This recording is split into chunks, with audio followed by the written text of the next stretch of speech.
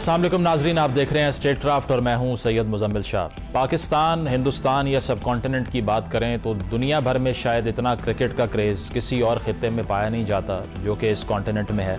लेकिन जिस तरह से ये ख़बर गर्दिश कर रही थी कि जो 19 फरवरी से 9 मार्च तक अगले साल पाकिस्तान में चैम्पियंस ट्रॉफ़ी होने जा रही है, भारत की तरफ से इस पर नेगेटिव रिस्पॉन्स आ सकता है और वही हुआ जिसका डर था। बीसीसीआई की तरफ से आईसीसी को बताया गया कि इंडियन टीम पाकिस्तान का दौरा नहीं करेगी, जो कि यकीनन क्रिकेट शायकीन के लिए एक बहुत बड़ा धचका था। उसकी वजह यह है कि पाकिस्तान और हिंदुस्तान के दरमियान 2008 से लेके अब तक कोई क्रिकेट नहीं हुई। यकीनन ये बायलैटरल टूर्नामेंट नहीं था, लेकिन इसके बावजूद एक बड़ी अपॉर्चुनिटी थी कि पाकिस्तानी शायकीन अपने मुल्क में बैठकर भारतीय खिलाड़ियों को अपने बीच पाकिस्तान से कम्पीट करता हुआ देखें। लेकिन अनफॉर्चुनेटली पाकिस्तान की टीम ने जब भी भारत में कोई टूर्नामेंट हुआ उसमें शिरकत की, लेकिन वहाँ से इस पर पॉजिटिव रिस्पांस नहीं आया। अब कहा यह जा रहा है कि पीसीबी की तरफ से भी एक हार्ड स्टांस लिया जाएगा, सख्त मौक़िफ़ लिया जाएगा, जिसमें बहुत सी ऑप्शंस हैं। एक ऑप्शन ये भी कही जा रही है कि ऑल्टरनेटिव टीम्स को क्वालिफाई करवा के बुला लिया जाए। एक ऑप्शन ये भी है कि इंटरनेशनल कोर्ट्स जो हैं, जहाँ पर सालसी अदालतें हैं, वहाँ चैलेंज किया जाए इस फैसले को, या ये फ़ैसला किया जाए कि आइंदा पाकिस्तान ने जिस तरह पहले बहुत से टूर्नामेंट्स में शिरकत की, पिछले साल वर्ल्ड कप में शिरकत की हिंदुस्तान में, 2016 में T20 वर्ल्ड कप में शिरकत की, तो दोबारा पाकिस्तान भी कभी भारत को इंगेज नहीं करेगा क्रिकेट में, जिससे दोनों ममालिक का लॉस है। अगर भारत पाकिस्तान नहीं आता तो रेवेन्यू का लॉस पीसीबी का होगा, और अगर पाकिस्तान नहीं जाता तो बीसीसीआई का होगा। इस सारी सूरत हाल में आईसीसी के पास क्या ऑप्शन है और क्या भारतीय बोर्ड का फैसला तब्दील हो सकता है, या किसी और वेन्यू पे ये मैचेस करवाने के लिए पीसीबी एग्री कर सकता है या नहीं, इस पर गुफ्तगू का आगाज़ करते हैं। भरत शर्मा हमारे साथ मौजूद हैं, सीनियर जर्नलिस्ट हैं, स्पोर्ट्स जर्नलिस्ट हैं, हिंदुस्तान से ताल्लुक़ है, और हारून रशीद साहब ज्वाइन कर रहे हैं, साबिक चीफ सेलेक्टर हैं। आप दोनों का बहुत शुक्रिया। हारून साहब, आपसे आगाज़ करूँगा। एक्सपेक्टेशन ये थी कि कुछ क्रिकेट डिप्लोमेसी का आगाज़ हो जाएगा और साथ साथ चैम्पियंस ट्रॉफ़ी जो अगले साल होने जा रही है, इसमें भारतीय टीम अग्री कर जाएगी विज़िट करने के लिए, लेकिन अनफॉर्चुनेटली ऐसा हुआ नहीं। बीसीसीआई ने इंटीमेट कर दिया कि पाकिस्तान आने का उनका प्लान नहीं है। इस डिसीजन को कैसे देखते हैं, and how should we move forward, कि हमें क्या करना चाहिए? हम ऐसे ही स्पेकुलेट कर रहे थे कि शायद इंडिया आ जाएगी, लेकिन उनका स्टांस तो पिछले 8-10 साल से यही है कि वो पाकिस्तान में ना आना चाहते हैं, ना वो ये खेलना चाहते हैं। मुझे सिर्फ एक चीज़ का अफसोस है, बीइंग अ स्पोर्ट्समैन, मैं सिर्फ ये देखता हूँ कि जब हम अपने साथियों के साथ मिलते हैं जो हमारे ज़माने में भी क्रिकेट खेले हुए थे, और आजकल के दौर में भी जब मैं टीम का मैनेजर था, जब मैं इंडियंस और पाकिस्तानी क्रिकेटर्स को आपस में जिस तरीके से इंटरमिंगल करते हुए देखता था, और जब हम इंडिया भी जाते हैं तो जिस तरह का मासेस का कांटेक्ट होता है, जब वो यहाँ आते हैं तो हमारे यहाँ के जो मासेस हैं वो किस तरीके से उनको वेलकम करते हैं, तो आई थिंक इस स्पोर्ट्स के इस कनेंड्रम को मुझे नहीं समझ में आया कि इंडियन गवर्नमेंट जो है वो इसको पॉलिटिकल उस पर क्यों ले गई। आप मुतअद्दिद बार देखेंगे कि पाकिस्तान ने कौन कौन सी ऐसी एश्योरेंसेस नहीं दी जो उनको देनी चाहिए थी, ताकि इंडिया की टीम और पाकिस्तानी क्रिकेट के जो टीम का रिवाइवल हो जाए। आई थिंक कोई ये नहीं समझ रहा कि हम ट्रिलियंस ऑफ फैंस को पाकिस्तान इंडिया की क्रिकेट से महरूम कर रहे हैं। ये वो चीज़ है जो कि इंडियन गवर्नमेंट को सोचनी चाहिए। आई थिंक मेरे अपने नज़दीक ना वो इन राइटिंग कुछ देते हैं, अभी भी उन्होंने वर्बली आगाह किया होगा आईसीसी को भी। मुझे सिर्फ एक अफसोस आईसीसी पे ये होता है कि आईसीसी जब ये अलॉट करता है आपके अपने इवेंट्स, और ये ऑब्वियसली सारे लोग वहाँ बैठे हुए होते हैं जब ये सारी चीज़ें डिसाइड होती हैं, तो इस वक्त इस बात की गारंटी क्यों नहीं दी जाती कि तमाम टीमें पार्टिसिपेट करेंगी। पाकिस्तान वर्ल्ड कप में अगर इंडिया जा सकता है, पाकिस्तान और दूसरे इवेंट्स में जब इंडिया में हो रहे हो जा सकता है, तो इंडिया को यहाँ आने में क्या प्रॉब्लम है? सो मुझे अपने नज़दीक बड़ा दुख है। वे फॉरवर्ड यही है कि पाकिस्तान को भी स्ट्रॉन्ग स्टांस लेना चाहिए, जिसका इंदिया दिया जा रहा है, होप कि हो जाए। लोगों को ये रियलाइज़ नहीं है कि आप नोट करेंगे कि जब भी कोई बड़ा इवेंट होता है, ये इंश्योर करती है आईसीसी कि पाकिस्तान और इंडिया के जो मैचेस हैं वो ग्रुप स्टेज पे भी 2-2 हो जाए, ताकि 3 से 4 मैचेस जब तक टूर्नामेंट का इख्तिताम ना हो इंडिया पाकिस्तान खेल ले। इतना बड़ा ये मैच है, पाकिस्तान इंडिया का मैच होता है, आप आधे घंटे में 10 मिनट में पूरी टिकट्स सोल्ड आउट, दुनिया भर के स्पॉन्सर्स जो हैं वो आपके पास क्यू इन कर जाते हैं कि जी हमें आपको कोई स्पेस चाहिए, कुछ चाहिए। सो ये वो चीज़ें देखते हुए मेरे नज़दीक तो मुझे बड़ा दुख हो रहा है क्रिकेट के पॉइंट ऑफ व्यू से, क्रिकेटर्स के पॉइंट ऑफ व्यू से, कि दो अच्छी टीमें आपस में मुकाबला नहीं कर रही। ठीक है भरत साहब, आपने सुना हारून साहब का आर्गूमेंट भी। 2011 में वर्ल्ड कप होता है, पाकिस्तान इंडिया जाता है, 2016 में T20 वर्ल्ड कप होता है, फिर पाकिस्तान विज़िट करता है, लास्ट ईयर के वर्ल्ड कप में विज़िट करता है। तो एक आर्ग्यूमेंट यही है कि अच्छा जेस्चर दिया जाता है पाकिस्तान की तरफ से, लेकिन जवाब वैसा नहीं आता, रेसिप्रोकेट नहीं करता India. What is the reason basically? क्योंकि अगर रिटर्न में कुछ नहीं है तो क्या वजूहात हैं कि BCCI इनकार कर रहा है विज़िट करने से? जी, मैं सिंप्लीफाई कर देता हूँ इशू को थोड़ा। जब तक दोनों मुल्कों के रिलेशंस पॉलिटिकली ठीक नहीं होंगे तब तक मुझे नहीं लगता कि इंडिया की क्रिकेट टीम ट्रैवल करेगी पाकिस्तान। और लग रहा था कि रिपोर्ट्स आ रही थी कि इंडिया आएगी, बट इंडिया में ये मूड था कि सबको पता था कि इंडिया पाकिस्तान ट्रैवल नहीं करेगी क्योंकि स्टेटस को मेंटेन हो रहा है। तो स्टेटस को मेंटेन करते हुए उन्होंने ये डिसीजन लिया है, 11th आवर पे लिया है। और ये बिल्कुल भी सरप्राइजिंग नहीं है इंडिया में, क्योंकि ये 2008 से यही चलता आ रहा है। तो मैं तो यही कहूंगा कि ICC थोड़ा ट्रिकी सिचुएशन में पड़ गया है, क्योंकि 3 महीने रह गए हैं टूर्नामेंट में। तो ये चीजें पहले डिसाइड हो जाती तो अच्छा रहता, बट अब बात सामने आ गई है, इंडिया ने क्लियर कर दिया है। तो अब देखते हैं क्या होगा। Ball is in ICC's court. PCB और BCCI तो अपने स्टांस में बड़े क्लियर हैं। वरस साहब, लेकिन आप जिस तरह से कह रहे हैं कि जब तक रिलेशनशिप्स दोनों ममालिक के नॉर्मलाइज नहीं होते इंडिया विज़िट नहीं करेगा, लेकिन रिलेशन तो पाकिस्तान के भी अच्छे नहीं है ना उस तरह से। बट स्टिल अगर पाकिस्तानी टीम जा सकती है तो वहाँ से ये जेस्चर क्यों नहीं दिखाया जाता, ये एक सवाल है। और दूसरा ये कि PCB फील करता है कि इस तरह तो रेवेन्यू का लॉस होगा हमारा अगर हाइब्रिड मॉडल फॉलो करें। तो पहले तो शायद अग्रीमेंट हो जाते, लेकिन अब यहाँ पर भी हार्ड स्टांस है कि दुबई में मैचेस नहीं होंगे, किसी और वेन्यू पर नहीं होंगे। तो अगर किसी और टीम को बुला लिया जाता है इन स्पाइट ऑफ इंडिया, तो उससे फिर एक राइवलरी मजीद नहीं इंटेंसिफाई हो जाएगी? बिल्कुल होगी, मगर आप इमेजिन कर सकते कि इंडिया जो सबसे बड़ी क्रिकेटिंग नेशन है उसके बिना एक मल्टी टीम टूर्नामेंट हो सकता है? PCB इमेजिन कर रहा है वैसे। हाँ, नहीं तो वो PCB इमेजिन कर रहा है, मगर ये हाईली अनलाइकली सिनेरियो है। BCCI का ने तो हमेशा यही मेंटेन किया है कि जब तक गवर्नमेंट क्लियरेंस नहीं मिलेगी वो नहीं जा सकती। लास्ट ईयर भी सिमिलर सिनेरियो था, एशिया कप हाइब्रिड मॉडल होना पड़ा। इस बार PCB is much more aggressive. तो अब देखते हैं कि ICC क्या डिसीजन लेता है, बट ये हमेशा से इंडिया में ये हमेशा से तय था कि हाईली अनलाइकली था कि इंडिया ट्रैवल करेगी पाकिस्तान। अच्छा हारून साहब आपने जी, मैं आपसे एक तो सवाल करने की जसारत कर सकता हूँ। जी जी। सबसे पहले तो ये आप मुझे बताएं कि ICC के इवेंट में पाकिस्तान इंडिया के खिलाफ, इंडिया क्यों खेल लेता है पाकिस्तान के खिलाफ? जहाँ जहाँ भी मतलब ICC के इवेंट्स हो रहे हैं वहाँ वो पाकिस्तान के लिए खेल रहे हैं, चाहे वो बाहर हो रहे हो या कहीं भी हो रहे हो। सो ये भी तो एक ICC का इवेंट है, ये कोई एशियन क्रिकेट काउंसिल का इवेंट नहीं है। सो जब ICC का इवेंट है तो फिर क्या इशू है? जब आप वर्ल्ड कप में, T20 वर्ल्ड कप में, बाकी तमाम उसमें जब आप खेल रहे हैं तो इसमें क्या इशू है? मुझे ये समझ में नहीं आता कि स्पोर्ट्स को पॉलिटिक्स के साथ हम क्यों मिला रहे हैं। आप खुद सोचें कि आप मुझे बताएं कि क्या आपने ये कहा कि इंडिया एक बड़ी टीम है, तो क्या पाकिस्तान की टीम बड़ी टीम नहीं है? आपको खुद पता है कि पाकिस्तान और इंडिया की जो राइवलरी है या जो उसका मैच है वो कितना बड़ा मैच है। दुनिया भर में इससे बड़ा मैच हो ही नहीं सकता। पूरी दुनिया ग्लूड होती है जब पाकिस्तान इंडिया खेल रही होती है, इररिस्पेक्टिव ऑफ द रिजल्ट्स। दोनों जी भरत साहब, योर रिस्पांस टू दिस। खेल रहे होते हैं। हारून साहब की बात बिल्कुल ठीक है, मगर मेरा इसमें मैं इसको ऐसी तरह लूंगा कि आप इसको ये देखें कि आप ये नहीं कह सकते कि आप स्पोर्ट्स और पॉलिटिक्स को मिक्स नहीं कर सकते। स्पोर्ट्स और पॉलिटिक्स हमेशा मिक्स होते आए हैं ट्रेडिशनली, हिस्टोरिकली, और अभी भी ऐसा ही है, क्योंकि जहाँ स्टेक्स हाई होते हैं तो फिर अगर आप PCB और की रनिंग ही देख लें, पॉलिटिक्स इज इन्वॉल्व। एडमिनिस्ट्रेशन में देखें, BCCI में भी पॉलिटिक्स इन्वॉल्व है। तो ये कहना कि आप स्पोर्ट्स और पॉलिटिक्स को परे रखें, ये आई थिंक ओवर सिंप्लीफिकेशन हो जाता है। ये इतना आसान नहीं है ये।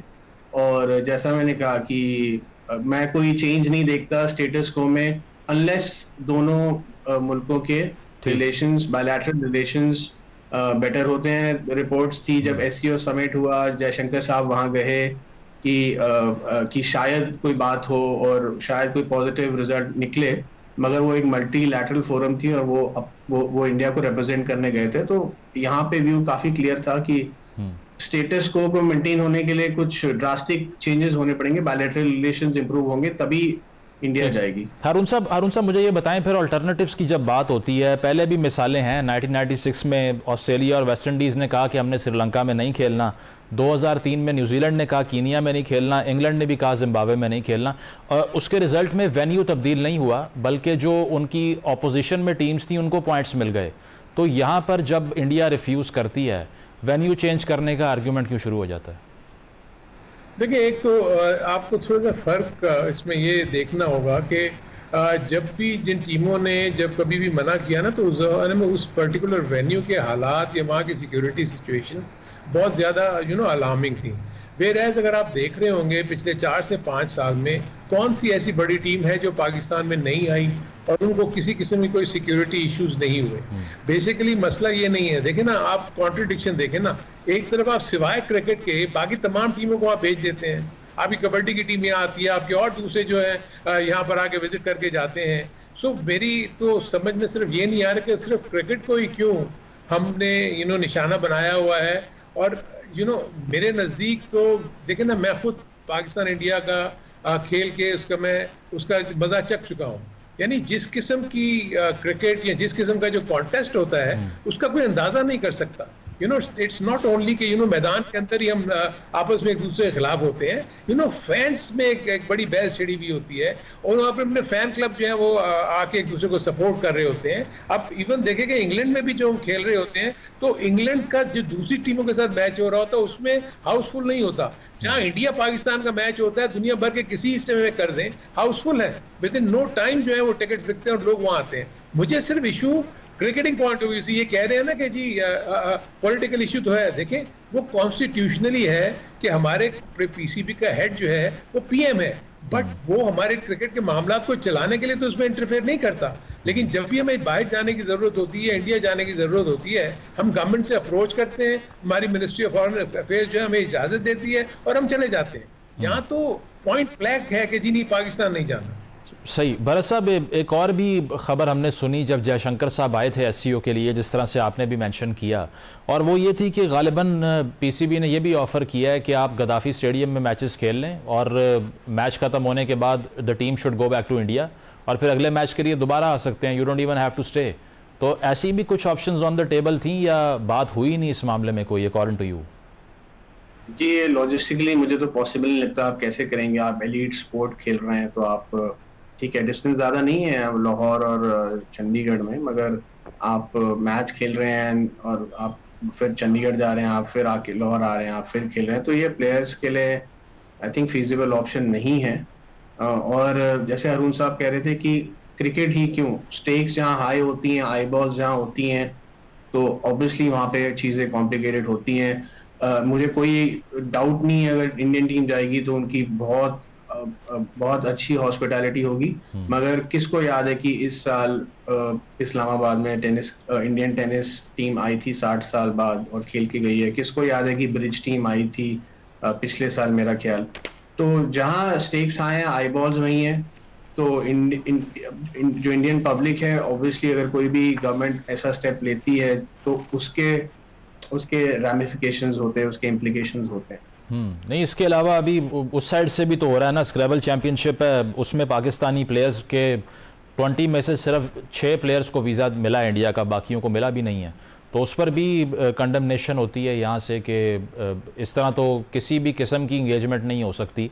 अगर IPL की हम बात कर लें या BCCI के अपने रेवेन्यू टारगेट्स की बात कर लें, अल्टीमेटली गोल तो यही है कि रेवेन्यू जनरेट किया जाए, पैसे कमाए जाएं। जिस तरह हारून साहब ने कहा है, भरत साहब, कि दुनिया में शायद ही कोई ऐसी स्पोर्ट हो जिसके 1.5 अरब से ऊपर आई बॉल्स हैं उसको देखने वाले। तो BCCI एक्नॉलेज नहीं करता कि इट्स अ गोल्ड माइन, ये इतनी बड़ी मनी मेकिंग अपॉर्चुनिटी भी है कि सियासत को साइड पे रख दें तो फ़ायदा भी बहुत ज़्यादा है इसमें। You have nothing to lose. नहीं, you have only to gain. मगर BCCI इस सिचुएशन में, इस पोजीशन पे एक बहुत ही फाइनेंशियली साउंड ऑर्गेनाइजेशन है, एक वो $1 बिलियन एंटरप्राइज पे खड़ा हुआ है, और तो मजीद पैसे चाहिए हमको, पैसे चाहिए, बट वो इतना बड़ा सेटबैक नहीं होगा जितना पीसीबी के लिए होगा। आई एम श्योर पीसीबी भी सर्वाइव कर जाएगा अगर इंडिया नहीं आती। मगर आप खुद बताएं, आप इमेजिन कर सकते हैं बिना इंडिया के कोई मल्टी टीम इवेंट, ऑब्वियसली उसका शाइन लूज होगा। और सेम में अगर पाकिस्तान लास्ट ईयर इंडिया नहीं आती तो वो इवेंट का शाइन लूज होता। तो जो अहमदाबाद में इन्होंने मैच खेला, 1 लाख बंदा वहां पे खड़ा था, तो जरूर आईसीसी, मैंने बोला शुरुआत में कि बहुत डिफिकल्ट सिचुएशन में है, कैसे हैंडल करेंगी अब ये उनका डोमेन है। ठीक है हारून साहब, इस पर अब ये भी कहा जा रहा है, पाकिस्तान में जो खबरें गर्दिश कर रही हैं कि अब सख्त मौक़िफ़ लेगा पीसीबी, जो आलमी सालसी अदालत है खेलों की, वहाँ पर भी चैलेंज कर सकते हैं इंडिया को इस मामले के ऊपर। तो यही अप्रोच अब लेनी पड़ेगी, इसके अलावा कोई ऑप्शन नहीं बची, क्योंकि हमने तो विज़िट कर लिया जब भी बुलाया गया, लेकिन वहाँ से कोई अगर रिस्पॉन्स नहीं आता तो फिर पाकिस्तान भी जिस तरह से कहा जा रहा है कि कभी भारत का टूर नहीं करेगा इसके बाद, this is the way to go. Sir देखिए बड़ा अफसोसनाक ये पहलू है कि अगर हम इस तरीके से सोच रहे हैं। देखिए शर्मा साहब की मैं प्रॉब्लम को समझ रहा हूँ, because being an Indian national, हम भी अगर पाकिस्तान में अगर इस किस्म का स्टांस होता तो हम भी शायद यही बात कर रहे होते जो शर्मा साहब कर रहे हैं। मैं इस चीज़ को अंडरस्टैंड कर रहा हूँ। देखिए मैं तो कमर्शियल पॉइंट ऑफ व्यू को अलग रख रहा हूँ, मैं तो इस चीज़ की बात ही नहीं कर रहा है पैसा होना या ना होना नहीं। अगर पाकिस्तान की टीम इंडिया के साथ नहीं खेलेगी किसी वर्ल्ड इवेंट में, तीन मैचेस होते हैं, प्रॉस्पेक्ट्स होते हैं कि जी 3 मैचेस, 2 ग्रुप मैचेस और उसके बाद अगर फाइनल में जाके ये मिले, सो आप सोचें कि आईसीसी वो कैसे लूज कर सकती है। अगर पाकिस्तान अगर हिम्मत करे और रिफ्यूज कर दे पाकिस्तान किसी भी ऐसे इवेंट में जाने से, तो फिर मैं देखता हूं कि कैसे आईसीसी के ऊपर प्रेशर नहीं पड़ता या कैसे इंडिया या बीसीसीआई के ऊपर प्रेशर नहीं पड़ता, क्योंकि पाकिस्तान की टीम के बगैर भी कोई इंटरनेशनल इवेंट नहीं हो सकता। तो मेरे अपने नज़दीक गवर्नमेंट को जो है ना, इंडिया की गवर्नमेंट को और चाहे उसके साथ पाकिस्तान की गवर्नमेंट को, आई थिंक जब भी कभी इनकी आपस में मुलाकातें हो ना, तो कम से कम इस मामले में जरूर गुफ्तगू होनी चाहिए कि ठीक है हमारी जो भी आपस की पॉलिटिकल प्रॉब्लम्स हैं उसको अपना अलग साइड पे हम हैंडल करेंगे, लेकिन स्पोर्ट्स को तो कम से कम ना देखें। आप देखें कि जब ओलंपिक होती है तब भी तो राइवल्स एक दूसरे के खिलाफ खेल रहे होते हैं, वहां पर खड़े होते हैं उसी विलेज में जो कि ओलंपिक विलेज बना हुआ होता है, उसी में ठहरते हैं।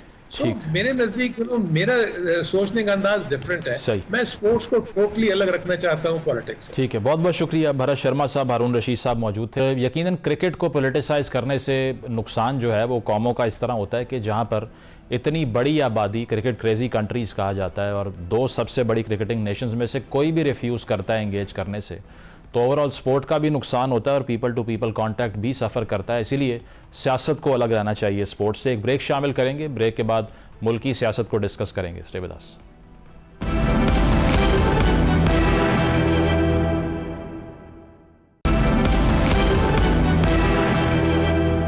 वेलकम बैक नाजरीन। मुल्की सियासत की बात करें तो सवाबी जलसा 9 नवंबर का पाकिस्तान तहरीक इंसाफ का, इसके हवाले से पहले कहा जा रहा था कि तारीख दी जाएगी एहतजाज की, लेकिन इसमें भी गंडापुर साहब ने यही कहा कि सर पे कफन बांध कर निकलेंगे और कॉल बाद में दी जाएगी। फॉल सलाम भी कहा जा रहा है इसको, और कारकुनान की एक्सपेक्टेशंस पर ये लीडरशिप कितना पूरा उतर रही है, ये भी एक डिबेट बन चुकी है। इसके अलावा जो पीटीआई के अंदर अंदरूनी इख्तलाफात हैं, फवाद चौधरी साहब ने भी कहा कि लीडरशिप संजीदा नहीं है खान साहब को जेल से निकालने के लिए, और इनसे इनकलाब और इंसाफ मैनेज नहीं हो रहा। अज़मा बुखारी साहिबा ने यह बात की कि अलीमा खान साहिबा और बुशरा बीबी के दरमियान इख्तलाफात हैं, इनमें कितनी सदाकत है और पीटीआई इसको मैनेज कैसे करेगी और आगे के लिए हिकमत अमली क्या है, इस पर बात करते हैं। सेनेटर ओन अब्बास साहब ज्वाइन कर रहे हैं, तहरीक इंसाफ के रहनुमा हैं। शुक्रिया ओन साहब आपके वक्त का। इससे पहले कि सवाबी जलसे पर बात हो और खान साहब की रिहाई के हवाले से जो बयानात आ रहे हैं उस पर बात हो, डोनाल्ड ट्रंप की विक्ट्री को बहुत से पीटीआई के कारकुनान ने सेलिब्रेट किया। ये भी बताया गया कि उन्होंने भी जेल में खुशी का इजहार किया है, और सरदार लतीफ़ खोसा हों या दीगर लोगों, उन्होंने ये भी कह दिया कि ये उनकी रिहाई का महीना है, इसीलिए कि ट्रंप साहब आके उनको छुड़वा लेंगे। पार्टी का मौक़िफ़ क्या है इस इशू के ऊपर? देखिए शाह जी, देखिए ताल्लुक तो खान साहब का उनसे जाती तौर पे था, इसमें कोई दूसरी राय नहीं है, बट मेरे ख्याल में उसको इस तौर पे सेलिब्रेट करना कि जब उनके साथ हमारा लिंकअप है, वेरी फ्रैंकली अगर खान साहब की आज़ादी होती है तो पाकिस्तान की अदालतों से होगी और एक पॉलिटिकल जो एक स्ट्रगल है उसके नतीजे में होगी। ऑब्वियसली लोगों की ख्वाहिशात भी होती हैं, खान साहब आए किसी तरीके से तो वो किसी ना किसी तरीके से मुख्तलिफ चीज़ों से जोड़ लेते हैं। उसमें ऑब्वियसली एक था कि जी ट्रम्प शायद जीत जाए तो उसकी वजह से हो जाएगा, और भी लोगों के बहुत सारे मामला हैं, ये ना हुआ तो वो आ जाएगा, फलाना चीफ जस्टिस आ जाएगा। बट वेरी फ्रैंकली हम एक पॉलिटिकल वर्कर्स हैं और पॉलिटिकल स्ट्रगल पे यकीन करते हैं, और हम समझते हैं जब कभी इंशाल्लाह, और सूनर अल्लाह करे नवंबर में आ जाए, सूनर जब कभी खान साहब आएंगे वो एक पॉलिटिकल स्ट्रगल के नतीजे में आएंगे। तो ऑब्वियसली लोगों की अपनी राय होती है, कई हमारे पार्टी के लोग हैं वो इस पर अपना पॉइंट ऑफ व्यू दे रहते हैं, बट ओवरऑल जो पार्टी का जो नैरेटिव है उसको बड़ा क्लैरिटी से है। हम बिलीव करते हैं कि ट्रंप के जीतने से खान साहब की जो रिहाई है इसका कोई इससे लिंकअप नहीं बनता। ख्वाहिशात हो सकती है बट प्रैक्टिकली इससे कोई ताल्लुक नहीं। हम इंशाल्लाह निकलेंगे जरूर, अपनी मेहनत पे अपने बलबूते पे खान साहब को बाहर जेल से लाएंगे, नॉट ऑन दी टर्म्स के जी कहीं पे कोई जीत गया और वो आएगा वो खान साहब नहीं। Then you should clear the air. उसकी वजह यह है कि सोशल मीडिया पे या दीगर जो आपके रहनुमा है वो ऐसे बयानात दे रहे हैं, तो फिर सवाल ये होता है कि ये सारी जो तहरीक चली वोट ऑफ नो कॉन्फिडेंस के बाद, ये अमरीकी मुदाखलत की मजम्मत से शुरू हुई थी और अब अमरीकी मुदाखलत को दावत देने पे ख़त्म हो रही है, तो इससे तो उस बयानिए को भी नुकसान पहुंच रहा है कि इन्वॉल्वमेंट नहीं होनी चाहिए, बैरूनी मुदाखलत नहीं होनी चाहिए। अब तो ये चाह ये रहे हैं कि होनी चाहिए, बहुत से लोग ये कह रहे हैं। आई पर्सनली बिलीव, और जैसे मैंने कहा कि ये एक वो नैरेटिव है जिसको पार्टी सपोर्ट नहीं करती, ओवरऑल पार्टी सपोर्ट नहीं करती। अगर किसी का जाती इस पे कोई अपना एक ओपिनियन है या आर्गुमेंट है वो हो सकता है, टॉक शो पे बहुत सारे लोग जाते हैं, उनसे जब सवाल पूछे जाते हैं और उनकी ख्वाहिशात भी, और हम उसको रिस्पेक्ट भी करते हैं, लेकिन ओवरऑल पार्टी का ऐसा कोई नैरेटिव नहीं। और आपने जैसे राइटली सा, अगर उस वक्त वो बात गलत थी तो आज भी ये बात गलत है। तो ऑफकोर्स ट्रंप के जीतने पे सबको खुशी होगी, हमें भी होगी, कम से कम मुसलमानों के हवाले से उसका किरदार ठीक रहा है। बाइडेन इंतजामिया का जो ओवरऑल इसराइल के हवाले से या गजा के हवाले से जो वो रहा है वो इतना कोई ज्यादा मुनासिब नहीं रहा। तो एक खुशी मैं तो यहाँ डिसएग्री करता हूँ। जेरूसलम को ऑफिशियल कैपिटल डिक्लेयर करने वाला डोनाल्ड ट्रंप था। इसके अलावा उन्होंने ये कहा कि हम जितने इमिग्रेंट्स इलीगल हैं मैस डिपोर्टेशन करेंगे इनकी, और रेसिज्म के हवाले से बयानात देख लें, वो कहते हैं कि इमिग्रेंट्स बैड जीन्स लेकर आते हैं अमेरिका के अंदर। ये सारी बातें तो जा ही इमिग्रेंट्स के अगेंस्ट रही हैं। इसराइल के हवाले से जितने इंक्लाइंड वो हैं, डेमोक्रेट्स भी नहीं हैं। पीटीआई को ये चीज़ें ठीक लगती हैं? जी, अमेरिकन को समझना जो है ना वो यकीनन वो बेहतर समझ सकते हैं। बात एक चीज है कि वो हमेशा अपनी चीजों को, मफादात को हमेशा आगे रखते हैं, बाकी दुनिया बाद में आती है।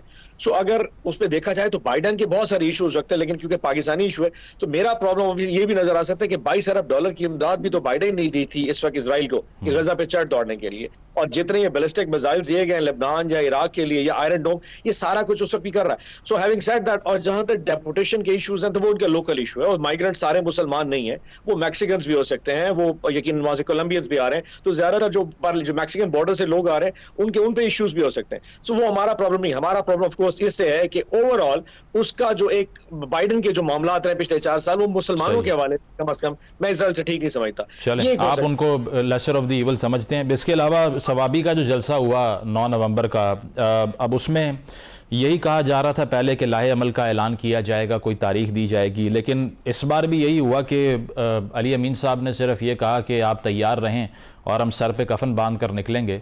तो ये जो एक्सपेक्टेशन थी कारकुनान की कि कोई डिफाइनिंग स्ट्रैटेजी एक्सप्लेन की जाएगी, वो तो नहीं आई, इसकी क्या वजह है?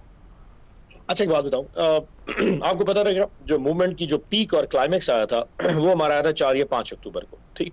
उसके बाद ऑटोमेटिकली फिर ये 26वीं तरमीम आ गई, फिर ये बाकी जो कौमी असेंबली और सेनेट में जो एक्सटेंशन के मामला तो ये चलते रहेंगे, तो ऑटोमेटिकली वो जो स्टेट स्ट्रगल थी वो नेशनल असेंबली और सेनेट के हद तक चली गई। अब वापस दोबारा जब आपने स्ट्रगल को दोबारा पिकअप करना है तो उसके लिए आपको कोई ना कोई बेस चाहिए। You have to get together your workers, आपने पार्टी को इकट्ठा करना है, रैली करना है। एक मैस मोबिलाइजेशन के लिए आपको एक ना एक ऐसा इवेंट चाहिए। इस वक्त पाकिस्तान में जो हालात हैं वो ये, मतलब पंजाब गवर्नमेंट तो हमें एनओसी देने को तैयार ही नहीं। आपने देखा, हमने इस्लामाबाद जलसा मांगा तो संजानी चले गए, लाहौर मांगा तो काना डाल दिया। सो पंजाब में तो जलसा हो नहीं सकता। प्रोटेस्ट करने की बात करते हैं तो दफा 144 लगाते हैं, पूरे जिले अरेस्ट होते हैं। सो कहीं ना कहीं से स्टार्ट करने के लिए KP was the best place. Swabi being on the border of the KP, obviously Punjab के ऊपर वो पहली जगह थी जहां हमने कम से कम अपनी मसल को, स्ट्रेंथ को दोबारा वार्म अप किया। और इंशाल्लाह आप आने वाले दिनों में देखेंगे खान साहब भी ऐलान करेंगे कि किस दिन कहां से कहां पहुंचना है। और ऑब्वियसली उसके लिए थोड़ी सी हमने अपना होमवर्क शुरू कर दिया है, अपने वर्कर्स से इंटैक्ट करना शुरू कर दिया है, ताकि थोड़ा सा ना एक थोड़ा एनकरेजमेंट हो उनको कि ऐसी किसी भी तहरीक जब भी ऐलान होता है वो वार्म अप होके आएंगे। एक आम तासुर ये है कि दो माइंड्स हैं पीटीआई के अंदर। एक ये समझता है कि फिलफौर एहतजाज करें, मैस मोबिलाइजेशन करें, एक्सर्ट करें प्रेशर हुकूमत के ऊपर, और दूसरा ये समझता है कि जो पॉलिटिकल स्पेस मिली हुई है पार्लियामान के अंदर या कमेटीज़ की लीडरशिप जो पीटीआई को मिली हुई है उसको यूज़ करें। फिलहाल तो माहौल ही नहीं है इस तरह का क्रैकडाउन करवा सकें लीडरशिप के ऊपर भी, इसके साथ साथ कारकुनान के ऊपर भी। अच्छा जी, ये तो खैर जमहूरियत का हिस्सा है। हर किस्म के लोग जो होते हैं, डव्स भी होते हैं और हॉक्स भी होते हैं हर पार्टी के अंदर। कुछ लेफ्टिस्ट होते हैं, कुछ राइटिस्ट होते हैं, हर बंदे की अपनी ओपिनियन है। तो दोनों किस्म की राय, मैं आपकी बात से एग्री करता हूँ, पार्टी में पाई जाती है इस वक्त। ऑब्वियसली फैसला खान साहब ने करना है वो कौन सी राय के साथ जाना चाहते हैं, लेकिन ये नहीं है कि एक राय की दूसरे पर मुसल्लत कर दी जाएगी। ऑब्वियसली जो लोग एहतजाज और रेजिस्टेंस की मूवमेंट पे चल रहे हैं उनकी अपनी राय है। जो लोग चाहते हैं कि कहीं पे एंगेजमेंट होना चाहिए पार्लियामान को, सब वो अपनी एक राय रखते हैं। अल्टीमेटली खान साहब ने फैसला करता है। हम इस पे जरूर है कि ये दोनों राय रखने वाली, ये दोनों जो आ रहा है इसके ऊपर पार्टी तैयार है, चाहे पार्लियामान के अंदर है कि एंगेजमेंट करनी है या सड़कों पे एहतजाज चलाना है, हम इसके लिए तैयार है। और मुझे इन दोनों आराम में कोई इतना ज्यादा वो भी नहीं जाता। कौन सा वैसे देखें ना, कौन सा ये बात है ना कि पाकिस्तान की सियासत में प्रैग्मेटिज्म ज्यादा चलता है। 2018 के इंतखाबात पे नून लीग को शदीद एतराज़ात थे, इल्ज़ाम भी लगाए उन्होंने ये भी कहा इलेक्शन छीना गया, चोरी किया गया, लेकिन वो इतना रेडिकल नहीं हुए और आज पावर शेयर दोबारा उनके पास आ गया। PTI could have done this as well, लेकिन अगर कोलियन कोर्स ले लेंगे तो कुछ नहीं मिलेगा फिर तो। अच्छा शाह जी, उसमें थोड़ा सा फर्क है। उस वक्त जो नून लीग के साथ हुआ और नून लीग ने जिस तरीके से उसको रिप्रेजेंट किया, उनकी लीडरशिप ने जिस तरीके से उसको स्ट्रगल को फेस किया, उसमें और हमारी तहरीक इंसाफ हमारे लीडर में स्ट्रगल में फर्क है। जो 2 साल में हमारे साथ हुआ है शायद नून लीग का अशरे भी नहीं हुआ, इसका 10% भी उनके साथ नहीं होगा। बहाना तो बनाते हैं जी फलाने के दरवाजे तोड़ दिए, फलाने को अस्पताल से उठा लिया। वन ऑफ इवेंट्स एक या 2 जगह एक आधी रात के लिए तो शायद किसी के साथ हुआ। जो 2 साल की मुसलसल एक जो फस्तायत हमारे ऊपर बर्पा की गई है, या खान साहब के साथ जो रवैया रखा है, इस तरह का तो कभी रिएक्शन आया नहीं। और उसके नतीजे में जो पॉलिटिकल पार्टी जो स्टैंड हमारी जमात ने लिया या हमारे लीडर ने लिया, आप नून लीग के साथ कंपैरिजन नहीं कर सकते थे। We could have made the same difference कि चलो जी देखें खान साहब आप मुल्क से बाहर चले जाए 1 साल के लिए और 1-2 साल के बाद इंशाल्लाह आप भी वापस आ जाएंगे, कोई और स्ट्रगल होगा और फिर वज़ीर आज़म बना दीजिए। He did not opt for it. So वो चॉइसेस हमारे पास भी मौजूद थी, ऑल्दो कि खान साहब ने वो चॉइस नहीं ली। सो हमारा उनसे कंपैरिजन नहीं बनता कि यार चलो आज थोड़ा सा गुडी खेल लेते हैं, कल को 2 साल बाद हमारी भी स्पेस। लेकिन वैसे कुछ जराए जो है ना इस्लामाबाद में ये दावा कर रहे हैं कि पार्टी के कुछ लोग लॉबी कर रहे हैं खान साहब को मुल्क से बाहर भिजवाने के लिए। Is it true?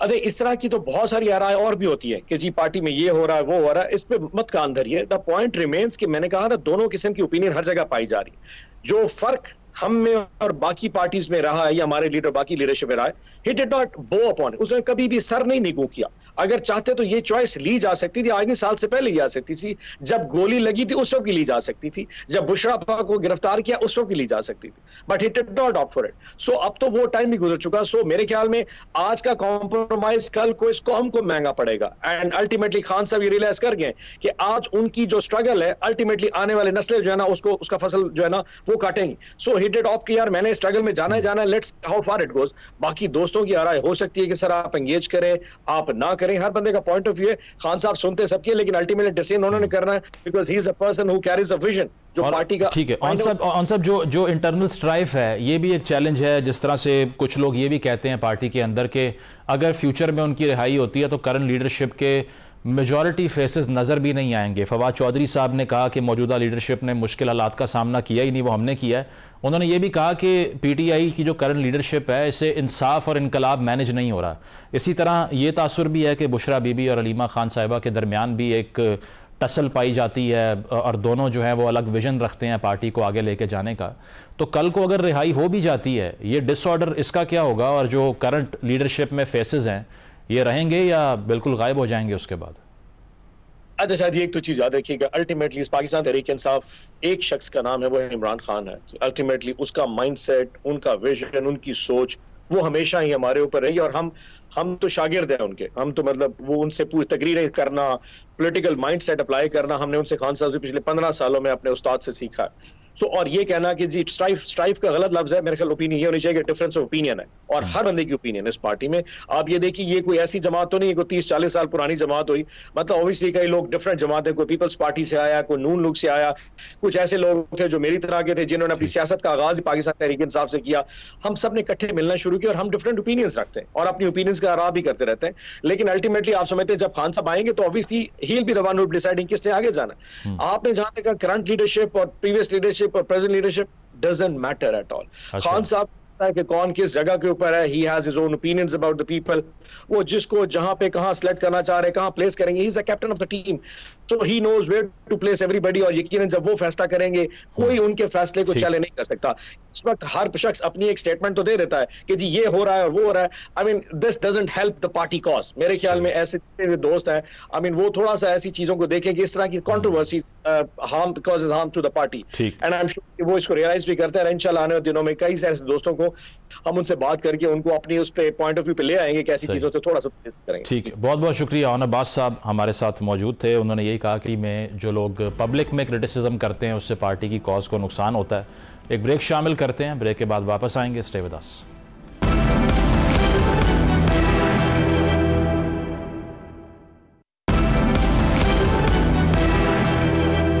Welcome back नाज़रीन। पाकिस्तान में इंटरनेट के हवाले से जो शिकायत थी उसमें एक और इजाफा हो गया, और इतवार के रोज़ की अगर बात करें तो बहुत से सारिफीन ने इस चीज़ को रिपोर्ट किया कि VPN तक रसाई महदूद कर दी गई और वो कनेक्ट नहीं हो पा रहा था, यानी कि पोशीदा तरीके से ब्राउजिंग के लिए जो एप्लीकेशन इस्तेमाल की जाती हैं उन तक रसाई महदूद कर दी गई। और ज़राए के मुताबिक PTI का मौक़िफ़ भी इस पर सामने आया, और वो ये था कि जो गैर रजिस्टर्ड VPNs हैं उनको ब्लॉक किया जा रहा है। उसकी वजह यह है कि हसास डाटा तक रसाई से मुमकिन हो सकती है।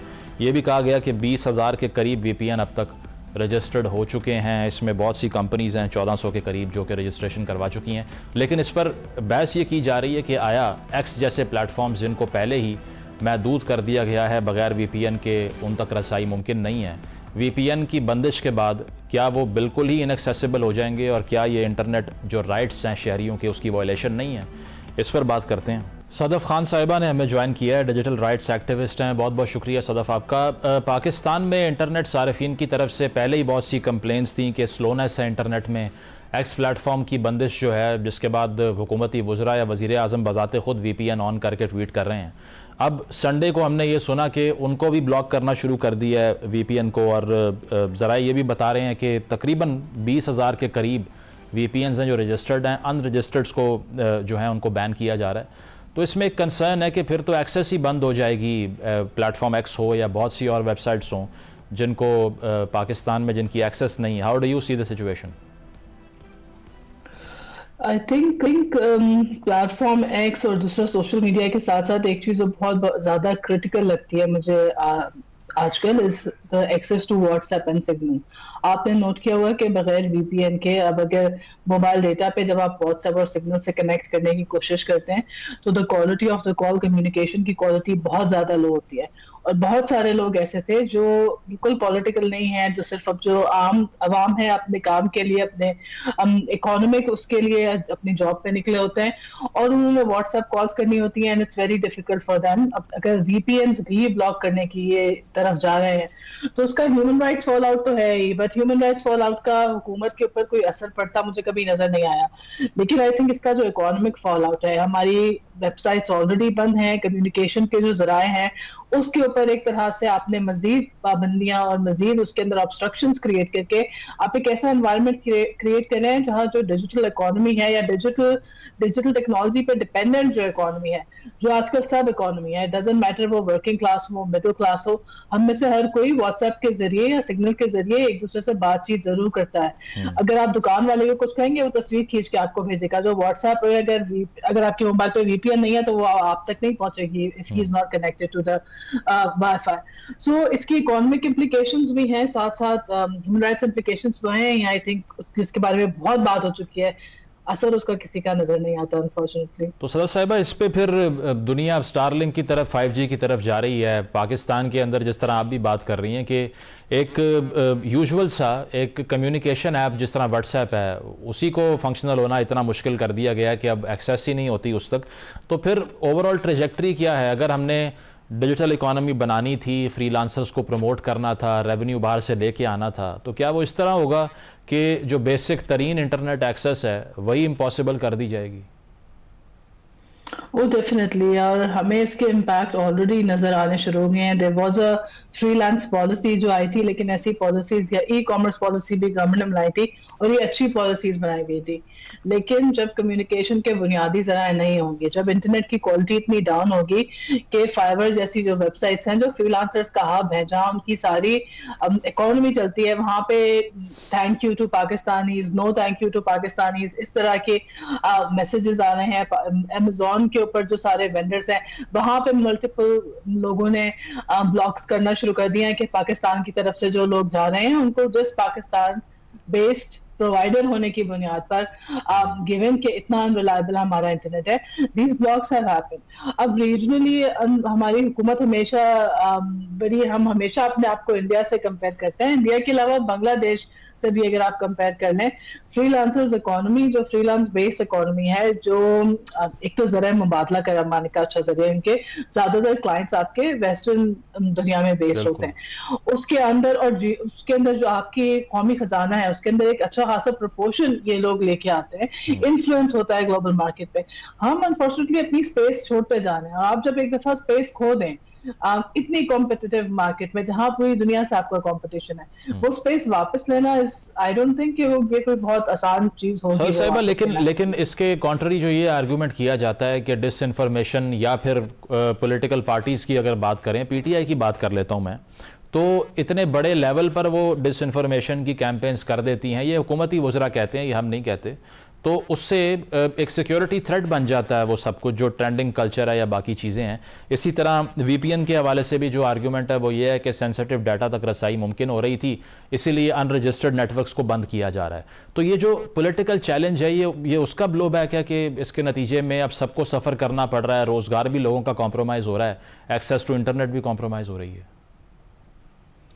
देखिए, ये तो मुझे बड़ी मजा का खेज बात लगती है कि आप किसी एक पॉलिटिकल पार्टी के ऊपर या हर पॉलिटिकल पार्टी के ऊपर 2018 में हम मीडिया मैटर्स ने एक रिसर्च की थी ट्रेंड्स मॉनिटर के नाम से, जहां हमें पता लगा था कि कोई एक पॉलिटिकल पार्टी नहीं, पीटीआई बहुत ज्यादा यकीनन, लेकिन दीगर पॉलिटिकल पार्टीज के भी सोशल मीडिया सेल्स जो थे वो मिस इन्फॉर्मेशन फैलाने में कहीं पीछे नहीं थे। एक तरफ जो जमात हुकूमत में हो वो मिस इन्फॉर्मेशन के ऊपर क्रैकडाउन करने के बजाय या उसके पीछे जो चीजें हैं, जो मुहर्रिकात हैं, वो टैकल करने के बजाय सिर्फ ब्लॉक करने की जब बात करेगी तो ऑब्वियसली डेमोक्रेसी के ऊपर भी कोई अच्छा असर नहीं पड़ता। मिस इन्फॉर्मेशन से निपटने का एक तो बहुत बेहतर तरीकेकार शायद ये हो कि आप जो एक्चुअल इन्फॉर्मेशन है, जो फैक्चुअल डेटा है, जो इन्फॉर्मेशन है, वो आम लोगों तक पहुंचाएं ताकि उनके पास एक कंपैरिजन का पॉइंट हो, ताकि आपके ऊपर ट्रस्ट बिल्ड हो सके।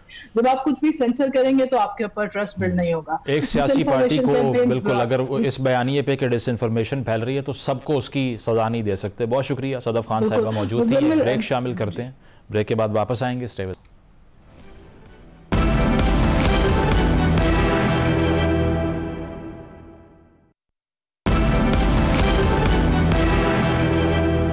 नाज़रीन, प्रोग्राम आपने मुलाहिज़ा किया, फीडबैक ज़रूर दीजिएगा। इजाज़त दीजिए, अल्लाह हाफ़िज़।